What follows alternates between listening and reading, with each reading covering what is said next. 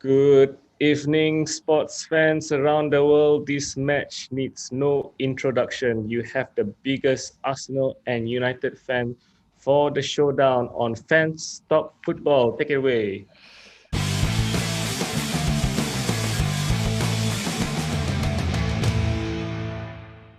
Hey, what's up, guys? Joms Hi guys, here. everyone. Ling here. You know, Yes. I've lost count on how many episodes already there are on Fans Talk Football. But if I may start, I would just like to ask, how did you first start supporting Arsenal, Jama? Funny story about that.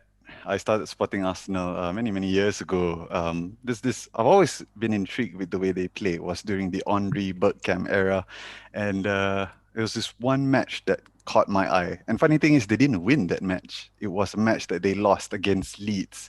They played it at Highbury. Arsenal lost 3-2. Harry Kewell scored a brilliant goal that day, and but the way Arsenal played was so captivating. It was Wenger ball that brought that love out of me, and I've always influenced my own game on even on FIFA or on the pitch, and try and play like Arsenal. So I've always loved that philosophy, and when they changed the manager, it was a worry that that might go away. But yeah, it was actually Arsene Wenger that brought me to love Arsenal. What age were you when you Uh, realized your first love was Arsenal? I think it was maybe I was 12 or 13, somewhere like this. Dr. Yeah. Lee, you know we've gone a long way with our bottle cap football in the 2000 Yeah. Mangala Yes. era. Yeah, Yes. briefly, you can just tell us as well how your love at first sight for United. All right. The thing is, I would say family lah, because I would say very young, at a very young age, I used to just sit down with my father and my grandfather watching Man United play. So back then I did not really understand football much, and I'm talking about this probably 96, 97. But I would say when I properly started like supporting Man United, the first game which I ever stayed up late was the '99 Champions League when they played against Bayern Munich. I would say that after that, when they won that game, I would say like that's when I properly started watching Man United play and started supporting them. So age of 11, I guess. Yeah, 11, 12, like then. Yeah. So, but if you telling me since when I started supporting so-called watching would be like when I was 6, 7, just sit down with my parents, with my father and my grandfather because they were both Man United fan. Yeah. Yeah. And Jamal, if you remember the Roy Keane Vieira era, it's the probably the best time because there was just so much emotions coming into these two teams every I'll see time you out. the I'll see you out there. all the tunnel bust up, the red cards, all Yeah. the tempers were flagged. Do you remember when was the best ever Arsenal United match? Okay, the most recent one I would have to say when Arsenal won 3-0 at the Emirates. They won when Sanchez and Ozil scored, and I think it was another Walcott goal.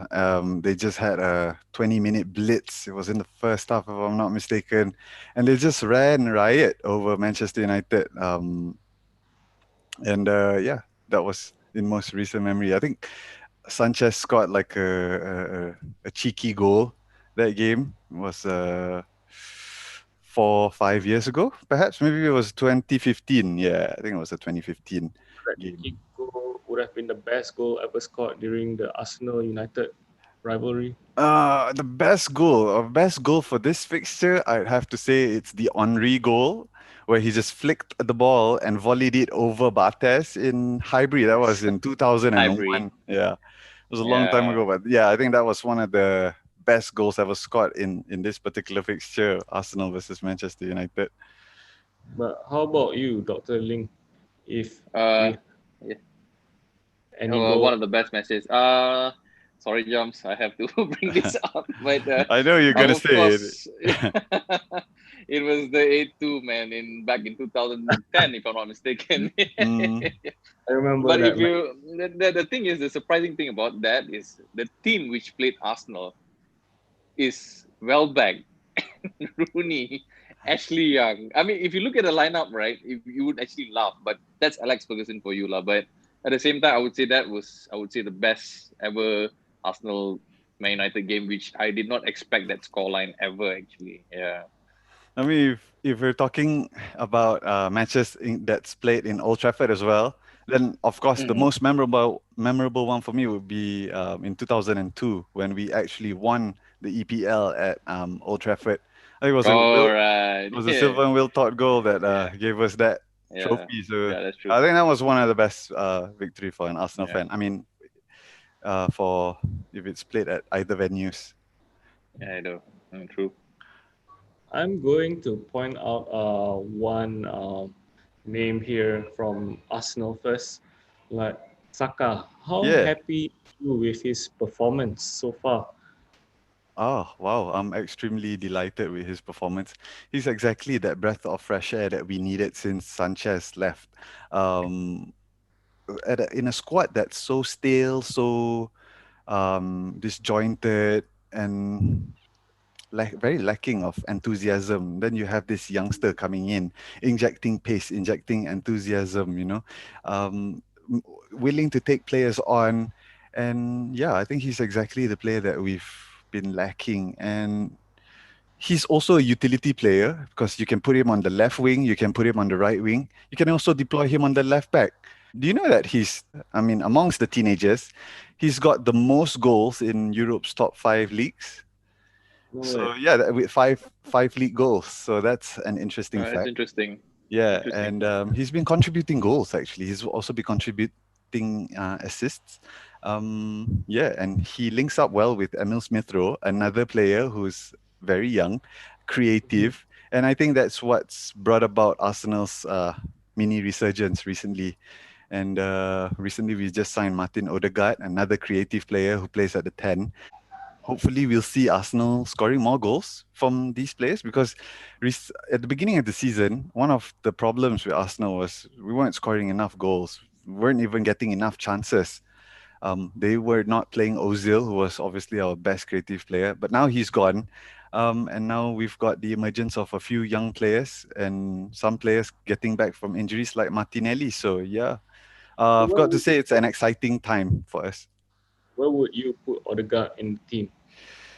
See, the Where thing would is, I you think Odegaard and Emil Smith Rowe plays at about the same position, which is at the 10. But I don't think they can play all games for the rest of the seasons. So yeah, I think squad rotation is going to be important. Anyway, Odegaard is only here for till the end of the season. So I think it's a priority for us to play Emil Smith Rowe for us to develop that talent instead of trying to develop someone else's talent. I think Odegaard's here as a cover for now. He does look like a prospect that we can sign beyond this season, but yeah, I don't think he'll start against Manchester United unless Smith Rowe is injured.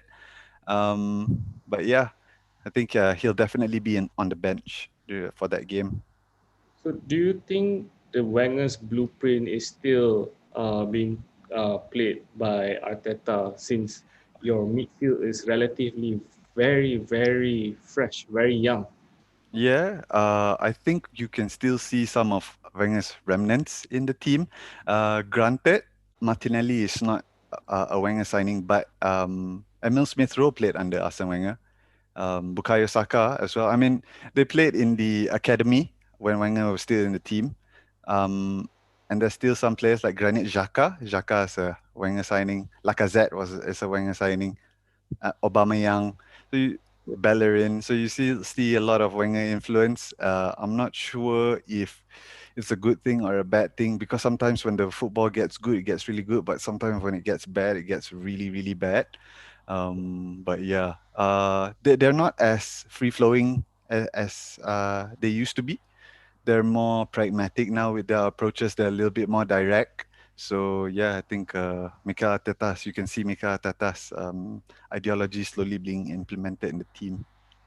I mean, from this discussion. Jamal, you're so full of confidence going ahead to this fixture, but I'm not sure if I can say the same thing about you, Dr. Ling. What Hi. actually happened was, Yeah, we are just Robin Hood lah, busy lah. can you just go, let's just go through again the second goal you guys considered in during that match.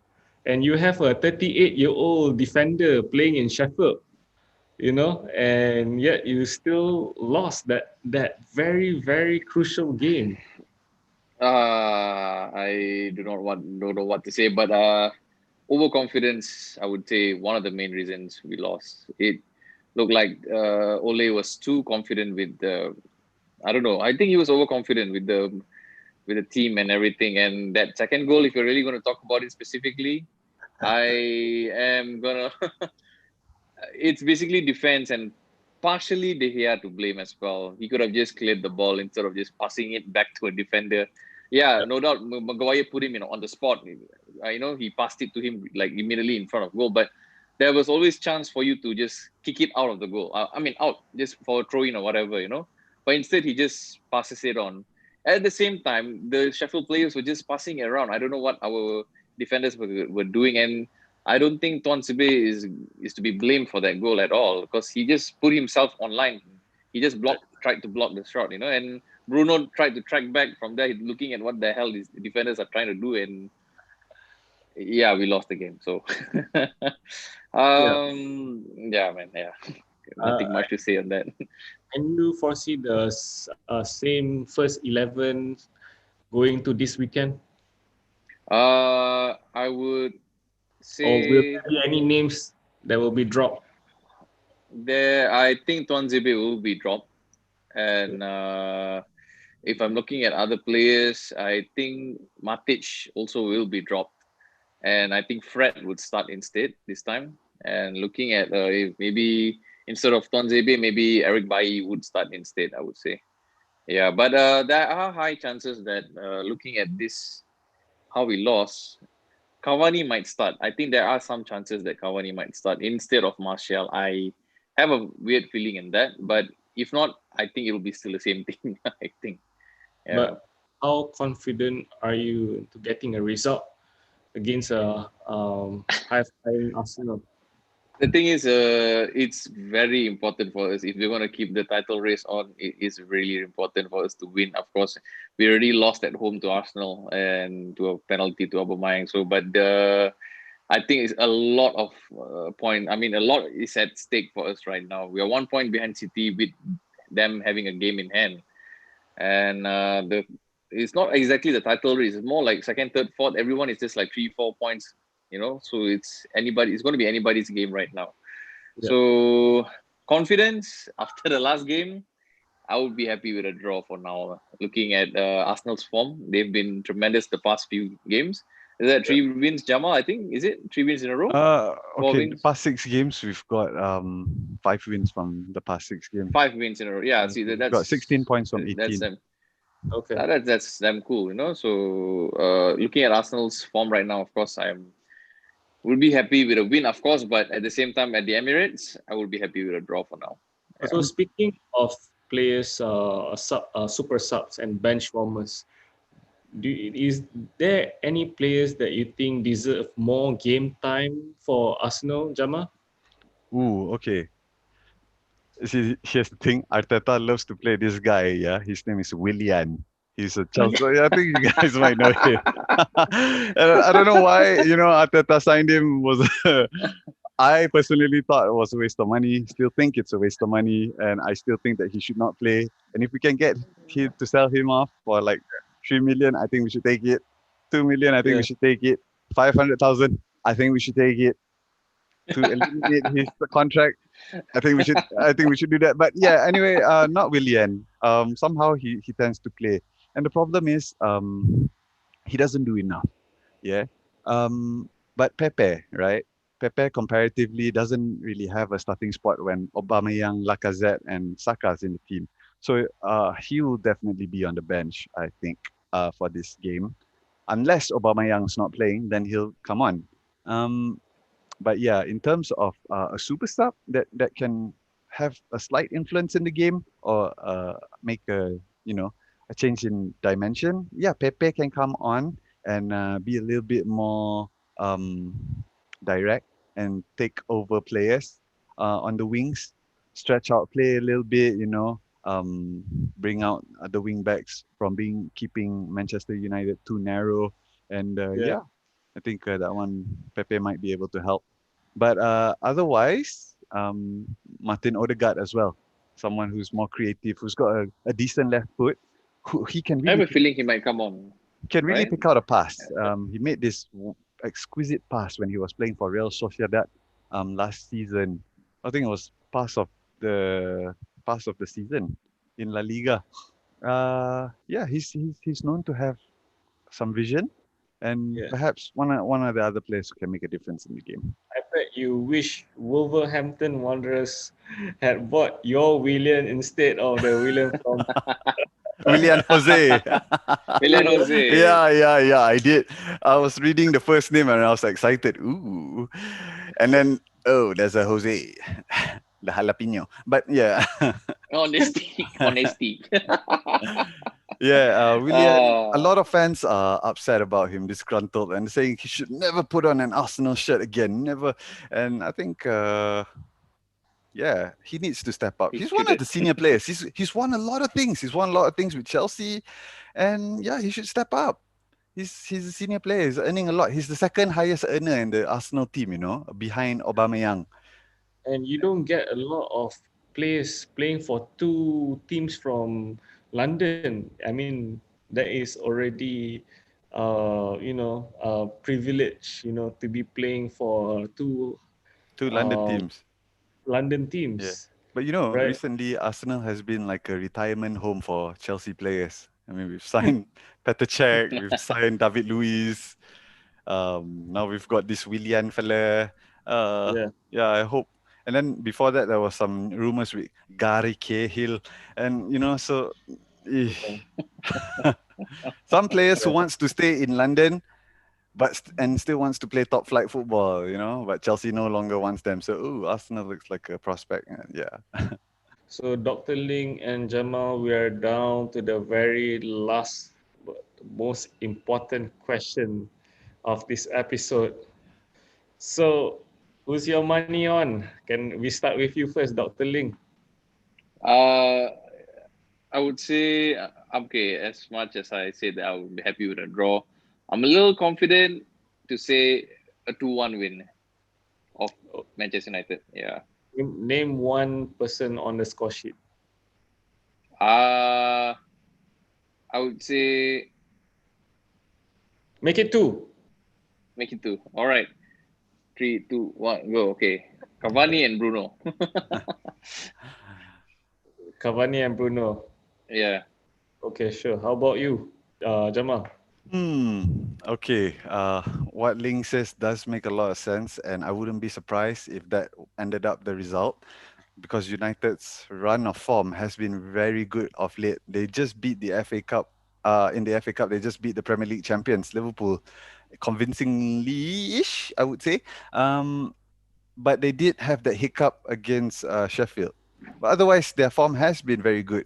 Having said that, Bruno has not been performing in the Premier League in the past 4 games. I mean, Yeah, hasn't that's been true. hasn't been scoring, hasn't really been contributing in goals. Not quite sure what that is attributed to, whether it's fatigue or Bruno's fatigue or the team's fatigue. But I would like to think that Arsenal would be more pragmatic in their approach and might come out with a 1-0 win, uh, perhaps even a penalty, perhaps even a Very good. Lacazette penalty, By Very good. maybe. Lacazette, lah. Yeah, Lacazette. with Yeah, Lacable. Lacazette. Very Oh, good. it's either Pog Boom or Zaka Boom, bro. Yeah. It's gonna be either one, either one. Yeah, Yeah, I think Arsenal might just nick this 1-0. I see them because they fair desperately enough, need fair to enough. climb the table, right? Yeah, And don't forget, Arsenal did have a day extra rest compared to Manchester United. yeah, true that. Manchester United just played. Arsenal played the day before. Yeah. So I think maybe we might be more fresh. Hopefully, we have better legs, and might be able to hold our line. I think the most importantly is defensively hold the line because United loves to counter, right? And if Arsenal plays a little bit deeper, it'll be harder for Arsenal to score. So that's why I think 1-0 might be uh, a fair result. Wouldn't be So you, surprised if it was a goalless so you draw. get two different bold predictions, but one that makes sense. Um, but if I may add my own prediction Yeah. to this match, of course, my dad is an Arsenal fan, but I'm also a closet United fan. What? Seriously? I didn't know that. Since when? No, no, Hey, I Since mean, when? I think he's talking I about thought, Newcastle, bro. I think he's I, talking about Newcastle.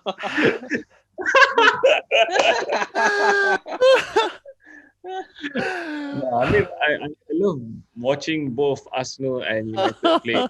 You serious? You're a closet United fan? I mean, when Newcastle was in the championship, there was nowhere I could watch Ah, football. But all so right. Okay. I United as Welcome, my Zai. Welcome. I know you're a devil. I'm sure Newcastle United through and through. Don't worry. So okay, guys, thank you so much for coming on air tonight and share your views on tomorrow's Arsenal United rivalry. It's always a very fierce one. Thanks for having us, So bro. yeah, Thank you. if it wasn't for MCO, we'll be watching this match together. Yeah, Yeah, let's hope the next one, at some. if there's one. Yeah. All right, take care. All the best and good night.